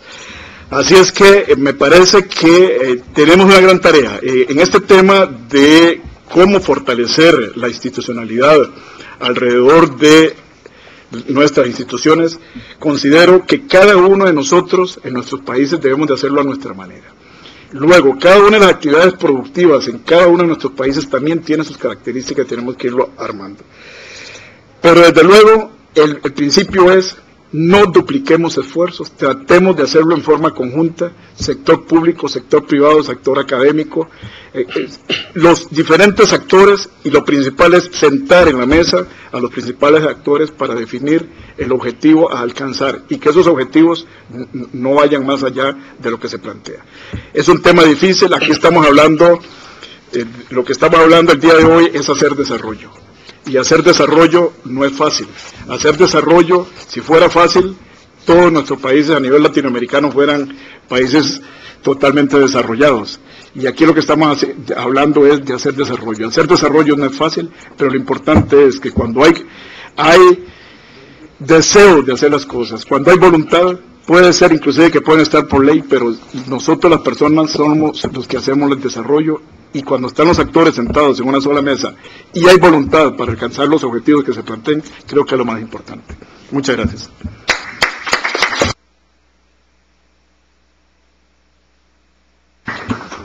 Muchas gracias, José Rafael. Y ahora el gerente del programa de innovación del ICA, Arturo Barrera, nos va a entregar los comentarios de la presentación de Ramiro Sangüesa. Sí, tengo 7 breves comentarios. El primero, hacer una reflexión general sobre el tema de las revoluciones tecnológicas y las transformaciones institucionales. Este es un tema que se ha venido debatiendo hace bastante tiempo ya en la literatura, etcétera, etcétera, y la evidencia indica que, en general, las revoluciones tecnológicas ocurren primero en las empresas, en las industrias, y los ajustes de un punto de vista económico productivo ocurre ahí. Y luego, solo posteriormente y a veces solo parcialmente, ocurren, ¿no es cierto?, las adecuaciones institucionales y las revoluciones institucionales para regular, acompañar o conducir esos procesos. En general, así han sido las principales revoluciones tecnológicas del mundo y así está siendo con esta nueva revolución agrícola que hoy día vive el mundo y en América Latina. Primero pasa en lo estructural y luego se ajusta a lo institucional. Segundo, y lo señalaban aquí varios, pero con mucha fuerza Ramiro, las transformaciones institucionales son intensivas en liderazgo, confianza y en tiempo. Porque estamos hablando en general, y Ramiro lo dijo muy bien, de asociatividad, de juntarse para hacer cosas juntos. Entonces, el liderazgo siempre son importantes y obviamente son intensivos todos estos arreglos institucionales en tiempo y en confianza. Hay que darle tiempo, también lo decía José Rafael. Tercero, las cadenas e industrias que quieren progresar, desarrollarse sustentablemente, conquistar nuevos mercados, permanecer en esos mercados, necesitan núcleos o arreglos institucionales que acompañen su desarrollo tecnológico, y estos arreglos pueden ser públicos o privados. Pareciera que es la única forma, y así existe la evidencia, y en el estudio, que después lo haremos público, que nos entregó en su borrador casi final Ramiro Sangüesa, identifica y describe varias de estas arreglos o núcleos institucionales que apoyan estas cadenas y cómo estas cadenas, ¿no es cierto?, son capaces de, por un lado, estructurar mejor sus oportunidades desde un punto de vista tecnológico en los mercados, pero al mismo tiempo satisfacer las demandas tecnológicas de sus asociados y muchas veces incluso negociar y dialogar con los gobiernos. Cuarto, y esto es súper importante, lo decía José Rafael y lo decía Ramiro, en los tiempos que corren las respuestas institucionales o organizacionales son plurales, incluso dentro de un mismo país, ya no son únicas. Ese era el modelo de una determinada fase de la modernidad, era parte de la revolución agrícola, que a un mismo problema, en general una única solución y una misma respuesta institucional. Hoy día no es así. Hoy día tenemos muchos problemas, a cada problema hay diferentes soluciones tecnológicas y a esas respuestas tecnológicas hay diferentes salidas institucionales. Y cada país obviamente tiene su trayectoria institucional, las instituciones son importantes y cada país sabe cómo hacerlo, pero probablemente incluso dentro del mismo país, y Costa Rica es un ejemplo, hay distintas formas como los distintos actores van resolviendo los problemas o los desafíos tecnológicos en este caso. Quinto, una reflexión sobre lo público y lo privado. Yo creo que quedó bastante claro, o intento que quedara claro, este ámbito o la diferencia entre uno y otro en general en las sociedades que estamos viviendo cada vez se diluyen y cada vez son menos precisos. Y esto pasa en muchos ámbitos del acontecer, de la ciencia, de la investigación, del quehacer humano, del quehacer cotidiano, de los países, etcétera, etcétera. La diferencia entre uno y otro no son siempre claros. La frontera entre lo público y lo privado es cada vez menos nítida. Y obviamente eso requiere mayor discernimiento crítico y mayor capacidad de liderazgo y de negociación.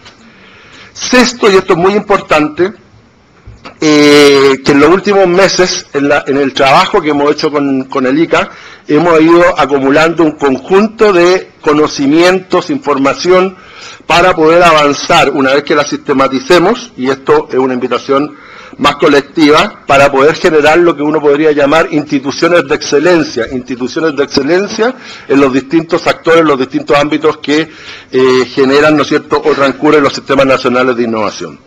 Hemos aplicado en estos meses un conjunto de instrumentos de cooperación técnica del ICA, fundamentalmente en Centroamérica, pero también en otras partes.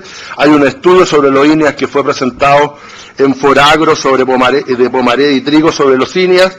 Hay un estudio sobre modelos innovadores que una vez que esté aprobado y finiquitado, el de Ramiro que acaba de exponer hoy día. Hay una plataforma de innovación institucional muy rica y que está generando muchos productos en Procisur. Y finalmente está el Observatorio de Innovaciones Institucionales que presentamos hoy día hace un rato atrás. Vale decir, hemos ido generando mucho esfuerzo en generar conocimiento, pero ese conocimiento tiene un destino y un propósito, que es en colectivo generar, ¿no es cierto?, estas instituciones que nosotros podríamos llamar de excelencia. Y finalmente terminar, y me va a permitir leer un pequeño texto breve y es bueno que lo dijo José Rafael, y por eso lo incorporamos a propósito.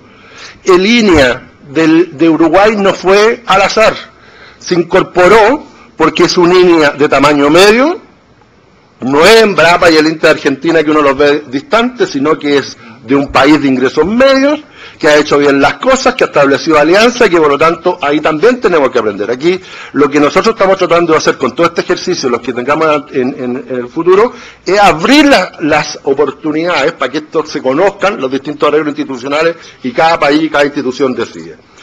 Y me quiero detener finalmente, o sea, en ese contexto, en lo que nosotros hemos llamado, y a los que fueron a GICAR lo conocen, y probablemente aquí se estén repartiendo algunos prospectos, es lo que nosotros llamamos los INEA de tercera generación, que probablemente el caso más emblemático sea Embrapa, el INTA, pero el INEA también lo es, por decirlo de alguna forma, y son INEA que disponen de una visión estratégica y una agenda sólida sustentada en ejercicios prospectivos.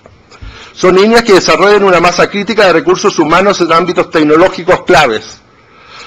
Se articulan plenamente con los sistemas de ciencia y tecnología de sus propios países y después en términos más globales, de tal forma, y por lo tanto son parte de los sistemas nacionales de innovación. Gestionan buena articulación entre la investigación y extensión para la innovación, desarrollan una cultura de resultados de evaluación de impacto y rendición de cuentas, implementan sólidas alianzas con el sector privado y con otros actores internacionales, y finalmente asumen activamente el concepto de investigación agrícola para el desarrollo. Entonces, en el contexto de los distintos actores del Sistema Nacional de Innovación y esta apuesta a instituciones o actores de excelencia, ya hemos empezado a conceptualizar y obviamente después viene todo el desafío y ya hemos dado algunos pasos en lo que son los líneas de excelencia, las líneas de tercera generación. Esta es una nota técnica que elaboramos en conjunto con Jim Feng y el equipo del PIC y que se llama Compromiso del ICA con la innovación para el desarrollo de las Américas, que probablemente se la repartan, pero yo quería destacar este último punto, primero para relevar en algún contexto los INIAS y cómo nosotros hemos ido transitando en lo que es la conceptualización en el marco de este nuevo paradigma tecnológico institucional en el contexto de la nueva revolución agrícola que vive el mundo y América Latina. Muchas gracias.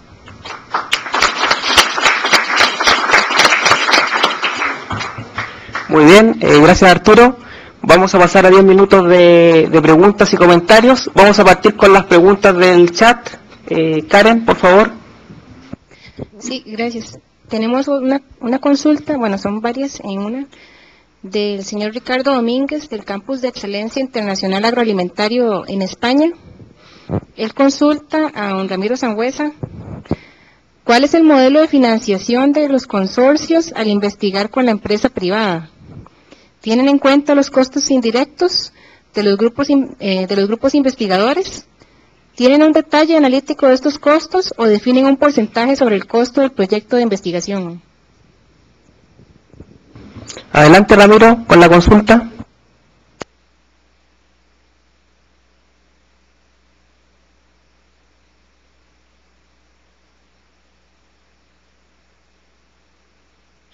Enciende tu micrófono, por favor, Ramiro.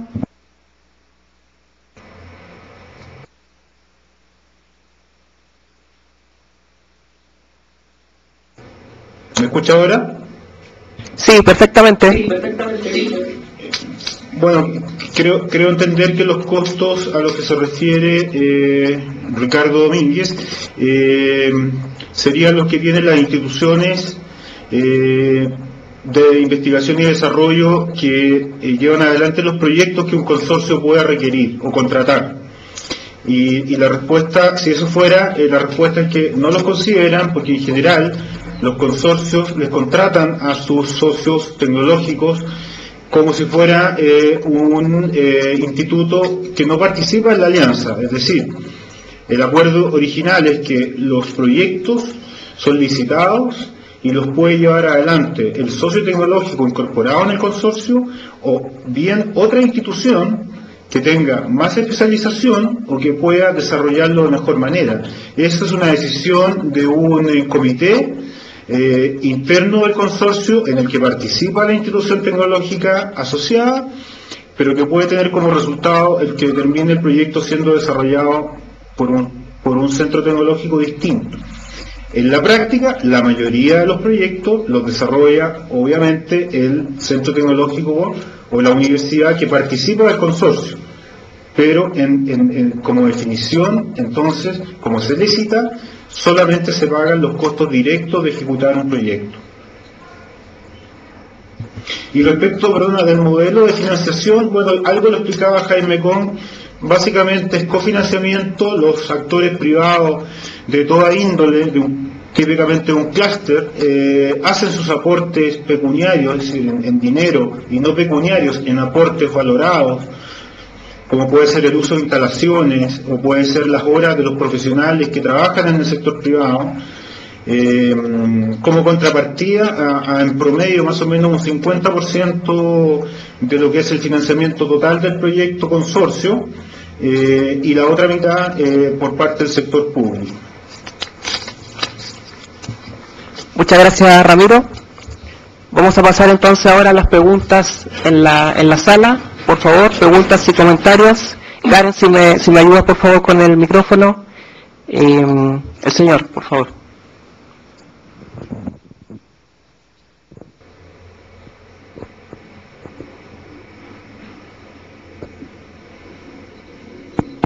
Nuevamente, René Velázquez, de la Junta Directiva de ICTA Guatemala.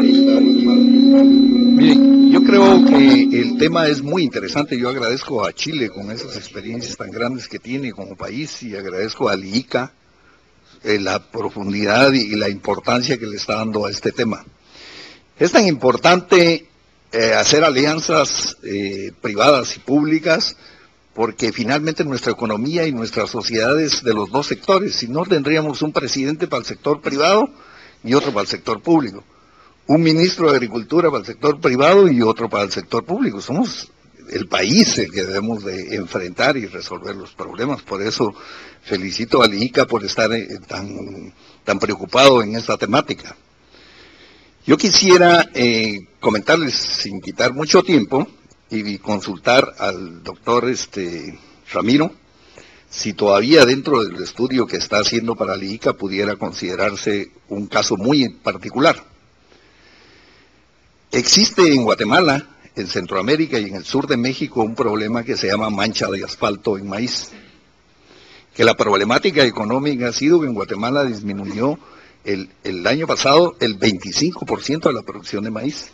Está presente en El Salvador, está presente en Honduras, creo que debe estar en Costa Rica. En Costa Rica la situación muy particular con el maíz es que su consumo per cápita de maíz es muy bajo y no es un cultivo muy importante, pero dentro de los países de Centroamérica estamos los 3 países que tenemos el consumo per cápita más alto en el mundo de maíz, y es un problema muy dramático. Esta enfermedad se ha reportado en América Latina, menos en Perú, y va a seguir siendo un problema muy complicado.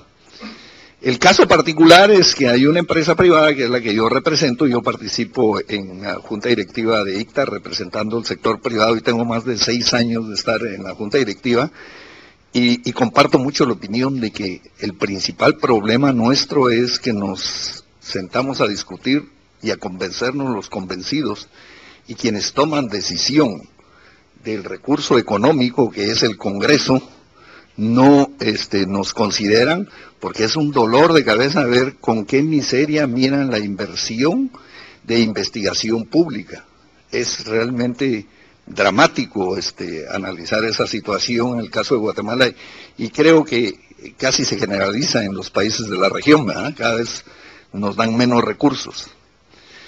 Yo diría que en el análisis del doctor Pablo, una cosa bien clara que hace es establecer fortalezas y debilidades de cada sector. Si vamos a hacer alianzas, lo importante sería unir fortalezas. Quizá una buena fortaleza de un sector privado que hace investigación es que con menos recursos y menos tiempo llega más directo a resolver el problema. Porque es un dinero propio que no está decidiendo él por un dinero público, y que además se va rapidito a donde tiene que llegar. La fortaleza del sector privado es esa. La debilidad más importante sería extensión y validación de tecnología. En eso el sector privado tiene una gran fortaleza. Tiene una gran fortaleza el sector oficial en recursos físicos para hacer investigación y en recursos humanos, y a veces tiene un desperdicio de recursos humanos por falta de motivación a los científicos y recursos para que realmente hagan. Finalmente, las alianzas deben de buscar sumar fortalezas y quitar debilidades. En ese caso específico de Guatemala, la empresa donde yo estoy, tenemos genética que es muy resistente y tolerante a la mancha de asfalto. Para que tengan una idea, en Guatemala este año se consumió cerca de $25 millones en agroquímicos y fungicidas para control químico. Claro que habían varias opciones. Sin ánimo de ser mal educado, le pediría que fuera la pregunta, porque estamos tomando tiempo de otros colegas que quieren preguntar también. Si podíamos considerar dentro de esa fase, el doctor, un tipo de alianza que sí la queremos hacer en Guatemala. Aquí está el doctor Uber del sector oficial y yo del sector privado, pero no sabemos cómo hacerla. Una alianza sector privado oficial, y que va a ser generalizado el problema en el área de Centroamérica, que la misma empresa está dispuesta a buscar ese tipo de alianzas en donde el problema puede ser dramático. Disculpe que me pasé el tiempo.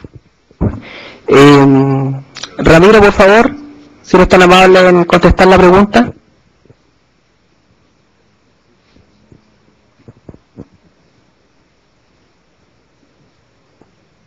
El micrófono, por favor. Perdón, ahora sí. Que comentaba que ha sido difícil intentar el tipo de alianza que propone René, porque está de por medio el lucro privado, que es algo que complica generalmente a los que toman decisiones en el sector público. Sin embargo, ha habido otro esfuerzo, por ejemplo, en los productores de semillas que han intentado promover el uso de semillas certificadas en distintos ámbitos, muchas veces en paralelo incluso a las instituciones como INEA, que han desarrollado muy buenas variedades, muy acorde con las realidades agroclimáticas de los países, en pos de que semillas certificadas se utilicen de mejor manera o más de manera más ampliada entre los productores y que fuera parte de una práctica habitual. Porque entonces ha sido complejo esa promoción conjunta, podríamos decir, de que uso de semillas certificadas sea una buena práctica y sea entendida como una buena práctica. Porque hay un proceso ahí de lucro privado. Entonces, es difícil hacerlo. Yo diría que puede ser parte de un trabajo en torno a una mesa del sector, en este caso de maíz, partir por algún país en donde primero se entienda muy bien el costo que está teniendo para todo el conjunto de productores, para la sociedad productora de ese país, el no utilizar una buena solución tecnológica. Entonces, promoverla, ayudar a promoverla puede ser algo que el sector público tome en cuenta, pero sí debo reconocer que es difícil, es delicado, va a haber opiniones muy encontradas de si el sector público debe intervenir ahí o no en esa etapa. Se supone que habría menos riesgo ya al promover el uso de algo que está muy validado y que puede demostrar el impacto de manera muy concreta. En general, el sector público está muy disponible a financiar o cofinanciar cuando hay etapas de mucho riesgo, en que descubrir, por ejemplo, una solución tecnológica puede tardar mucho tiempo, puede dar muchos ensayos fallidos y por lo tanto un riesgo muy alto. Muchas gracias, Ramiro. Vamos a una última pregunta, Laura. Gracias, Laura de Linda, Costa Rica. Uno de los factores de éxito que usted menciona es que tienen que estar estos consorcios debidamente formalizados. ¿Cómo hacemos para que no sea una alianza por empatía, sino que una institución pública sea parte de la estructura, por ejemplo, de una sociedad anónima, como el caso que nos presentaron de la fruta en Chile? Gracias. Adelante, Ramiro. Sí, esa es una de las posibilidades, la formalización. En general es bienvenida en todos los ámbitos, que las cosas estén claras, pero el acuerdo final jurídico, por llamarlo de esa manera, puede ser mucho más diverso.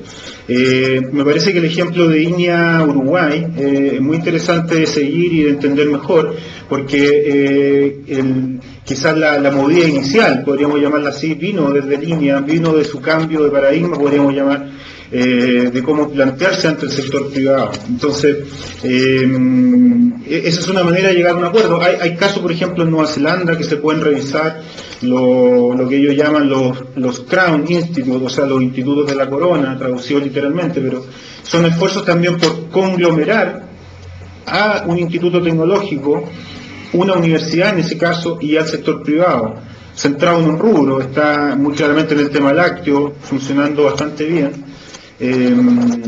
Pero requiere de un cambio quizás cultural muy fuerte de una institución que ha transitado más cercana al sector público que al sector privado en su historia, pero una vez que rompe esa cultura y la amplía, es muy probable que resulte. Entonces, yo no me centraría en que solo un acuerdo como el de la fruta en Chile, que se transforma en una sociedad anónima donde una institución pública participa, sea el único que entregue una posibilidad de éxito. Pero lo que sí entrega una posibilidad de éxito es que se explicite qué se espera, qué se va a hacer y para qué, ojalá en los términos más formales posibles. Eso es lo que da un horizonte claro para los participantes y eso es lo que da una señal de que va a tener éxito la iniciativa. Gracias. Muchas gracias, Ramiro. Muchas gracias a los panelistas. Con esto ya damos por cerrado esta mesa redonda y pasamos al cierre del foro, el cual va a estar a cargo de nuestro director de cooperación técnica, James French. Muchas gracias, Manuel, y muy buenos días a todos, o buenas tardes.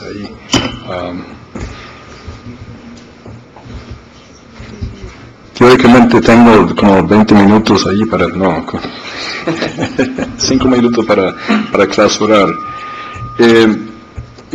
Pero en realidad voy a ser muy breve.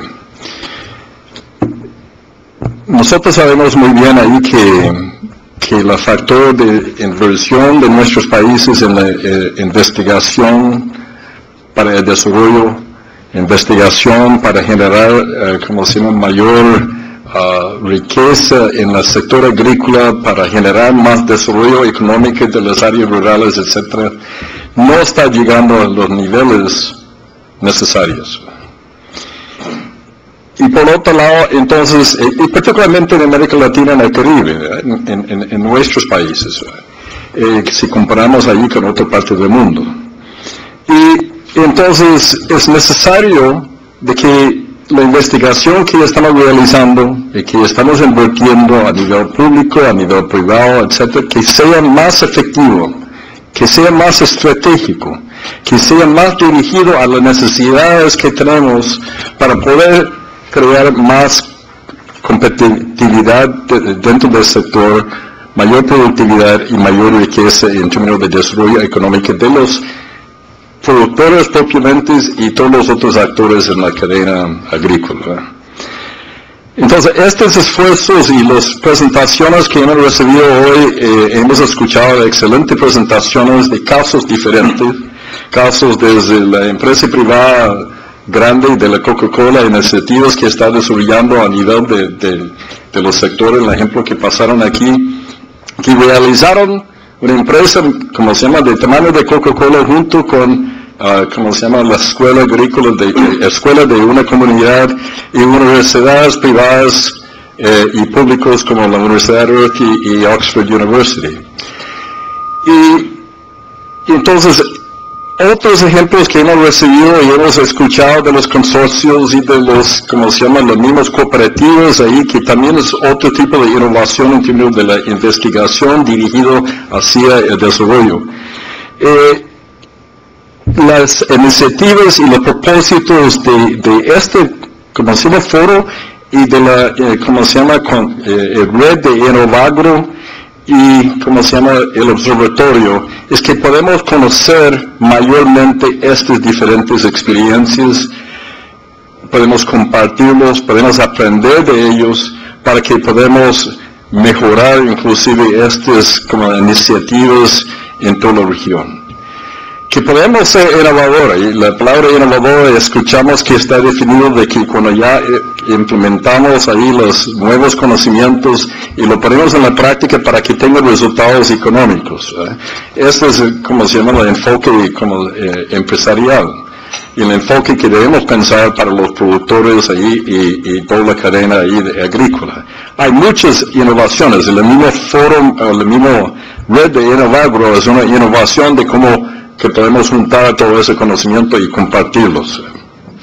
Pero es esencial, y hemos escuchado componentes esenciales en estos procesos.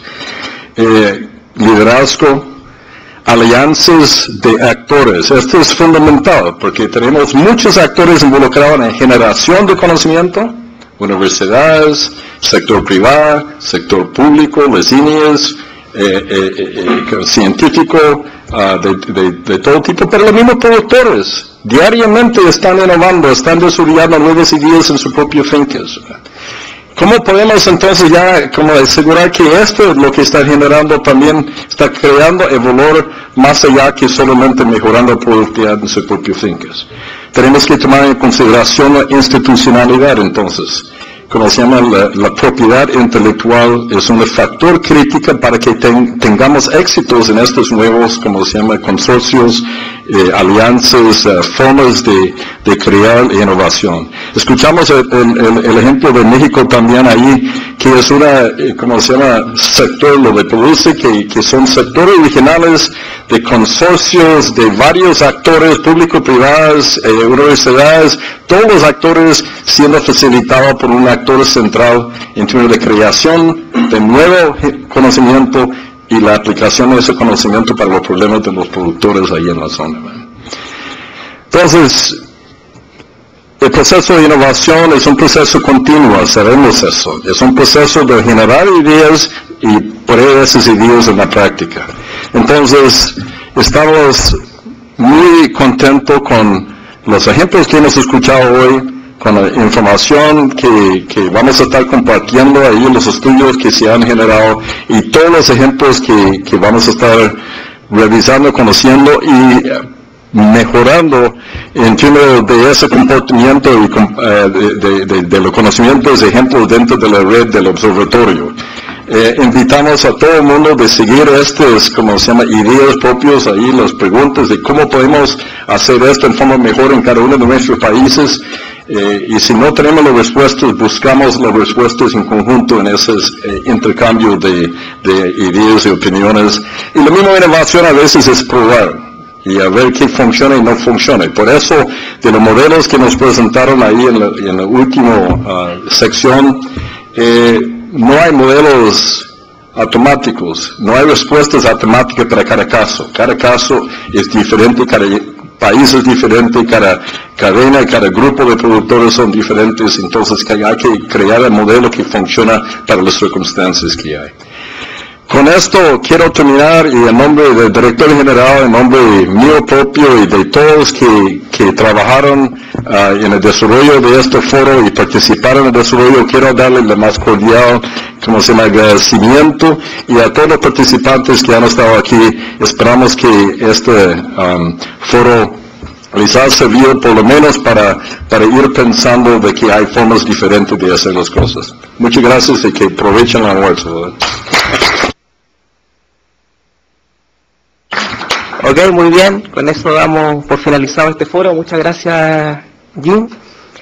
Solo decirles que las presentaciones que vimos aquí están todas en la web de ICA disponibles para ustedes, para que las puedan bajar. Y reiterarles, ya lo dijo Jim, pero reiterarles el agradecimiento por haber venido, y también decirles que esperamos esta línea de foro, o sea, esperamos con este foro abrir una línea de trabajo en este ámbito, y por lo tanto desde ya siéntanse invitados a los siguientes foros que vamos a tener en esta línea. Muchas gracias.